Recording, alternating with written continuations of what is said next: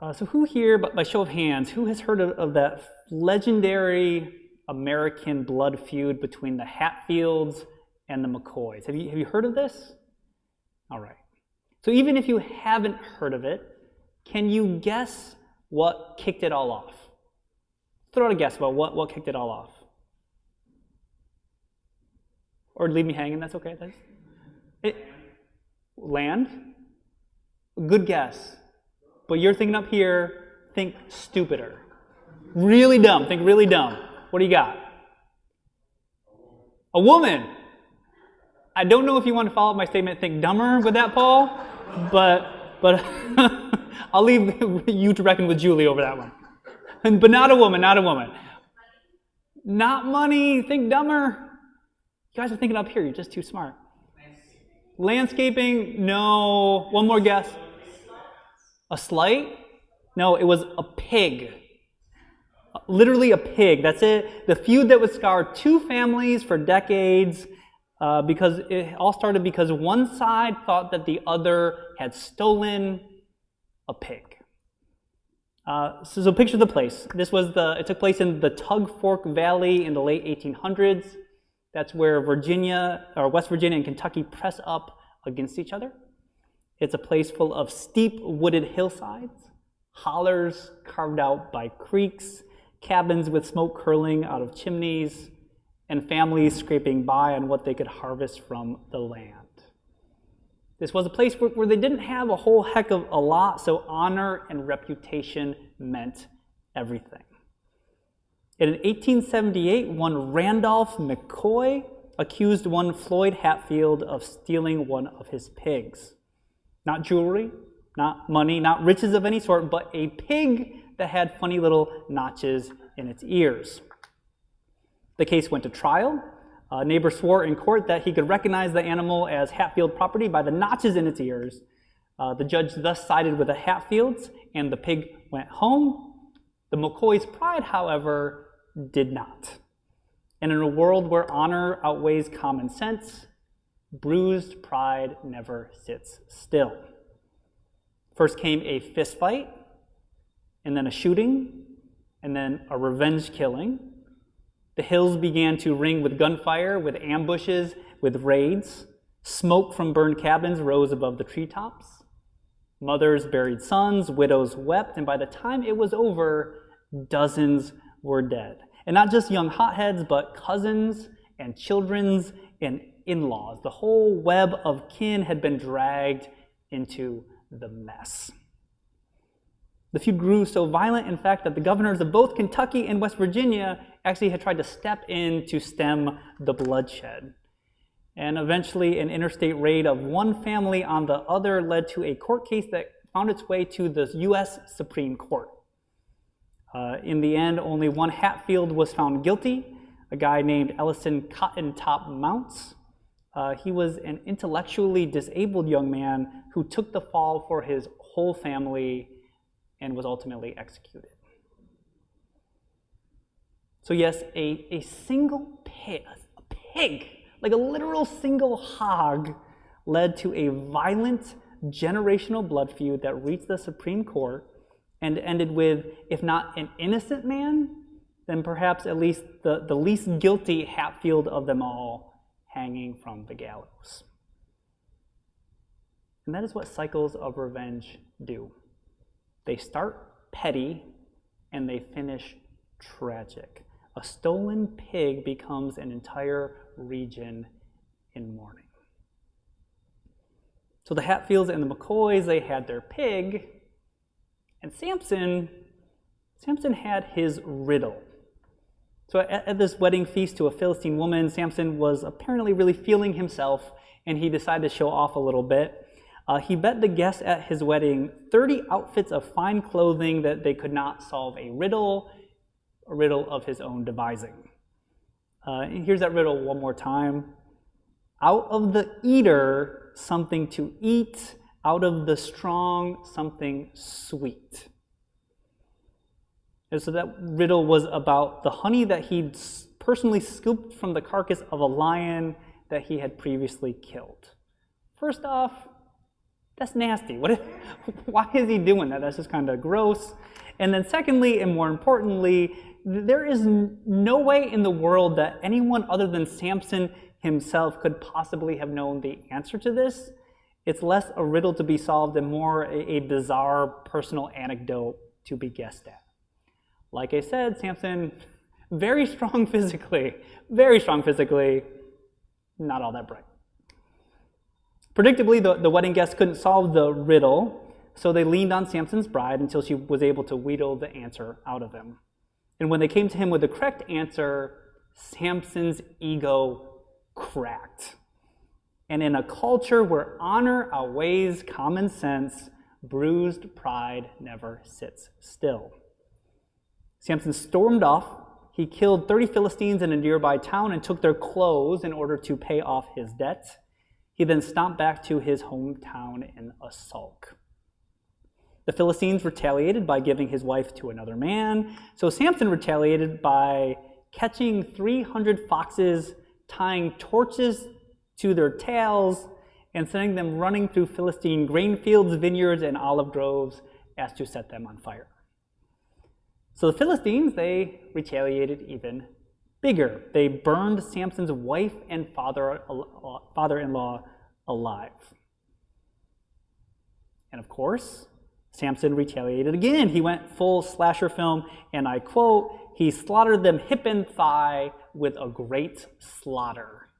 I don't really know what it means, but it sounds pretty awful. Eventually, fearing that they would end up as collateral damage, Samson's own people gladly turned him over to the Philistines. They bound him up with ropes and they handed him off. But in that very moment, the Spirit of the Lord came upon him, and in a truly cinematic moment, he snapped the ropes that bound him.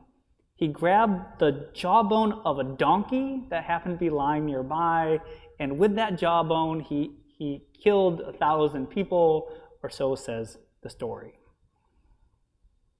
But that cycle of revenge did not end there.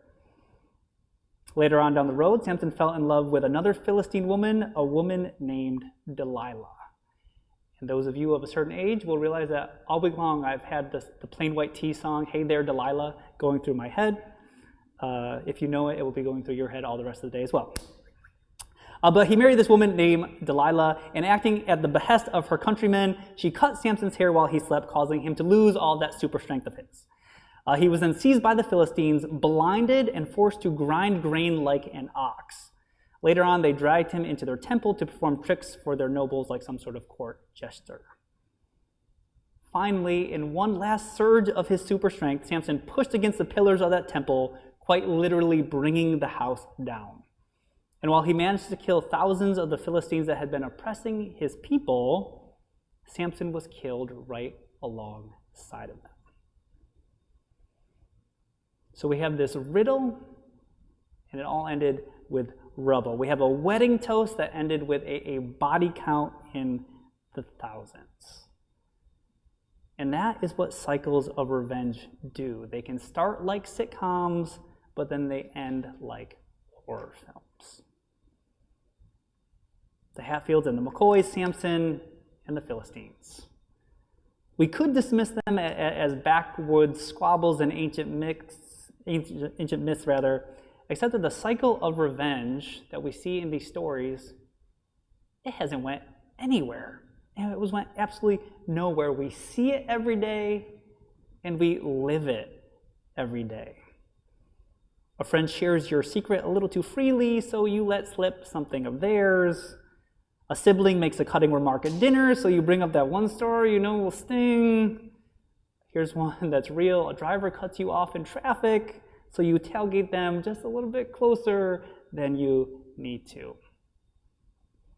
Or in the office, a coworker steals credit for your idea, so you make sure their mistakes start getting noticed, or you start forgetting to include them on work emails, and before long, the office feels less like a workplace and more like a Cold War with coffee mugs. And then, of course, online. One post, one offhand comment, and suddenly it's a pile-on, a 200-comment dumpster fire. Strangers hurl insults at strangers. Someone calls someone else a fascist. Someone calls someone a Nazi. and everyone leaves angrier than they started. Nothing gets changed except for the blood pressure of those involved. We all know this cycle too well. And on a much less catty level, we see the same cycle play out in the headlines every day, especially nowadays. October 7th, Hamas launched a brutal attack on Israeli civilians. Hundreds were slaughtered, families were taken hostage, communities were left in terror. In Israel, they struck back with overwhelming force, airstrikes that flattened entire neighborhoods. Hamas retaliated with more rockets. Israel answered with more bombs, and the spiral tightened, one attack provoking the next. Each side convinced that this round of violence, this time, would finally bring safety. And the toll of this cycle is staggering. Tens of thousands dead, and right now in Gaza, more than 500,000 people are facing catastrophic hunger, including tens of thousands of children. One act of violence begets another act of violence, begets another. Samson has his foxtails and jawbones. Today we have drones and tanks. But when the smoke clears, the results are exactly the same. Thousands dead, grieving families, both peoples more wounded, neither people more free. And that is because the cycle of revenge never liberates, it only multiplies the wreckage. And that is certainly a way that you can choose to live your life. An eye for an eye, tit for tat. You can choose to live just like that. A lot of people do. But the thing is, if you're coming here, I presume it's because you care something about this Jesus guy. And you need to know that is decidedly not how Jesus lived. In fact, Jesus lived to show us another way entirely. It needs to be said that Jesus lived under Roman occupation, a world where violence was the real currency of the day, where the empire taught you to hit back harder or be crushed. Retaliation was the only script that people were taught. But even growing up in that context, Jesus offered a different script. To his followers, he said seemingly preposterous things that seemed preposterous back then, perhaps even more so today. He said things like, turn the other cheek. Things like, love your enemies. Things like, bless those who curse you. And he said those things not because he was naive, not because he thought that evil should be ignored, but because he knew that the cycle of revenge can never be won. It can only be broken. And the most poignant example of that, of course, I think, is the cross. Jesus was betrayed, he was mocked, he was beaten, and yet time and again he refused to return violence with violence. Instead, what he did was he stretched out his arms and he said, Father, forgive them. Right? He repaid violence with forgiveness. Many modern interpreters actually see this as the true power of the cross. It unmasks our whole system of scapegoating and revenge and disrupts it. It shows us where the cycle leads, and it shows us a way out. As the Reverend Dr. Martin Luther King so eloquently summed it up, darkness cannot drive out darkness, only light can do that. Hate cannot drive out hate, only love can do that. That's what real deliverance looks like. Not Samson's jawbone, not a nation's bombs, but the stubborn, defiant power of love. So what are we called to do? We are called to stop feeding that spiral. Stop feeding it in our family, stop feeding it in our office, stop feeding it in the world. Because the truth is, the cycle of revenge only keeps spinning if we keep spinning it. And Jesus has already shown us another way. So the good news this morning is this. The cycle of revenge can be broken. The better news this morning is this. We already know how. By responding to darkness with light, by responding to hate with love. And the best news is this. With the help of God's Spirit, we can live that way, not just for ourselves, but for the healing of the whole world. In Jesus' name, may it be so. Amen.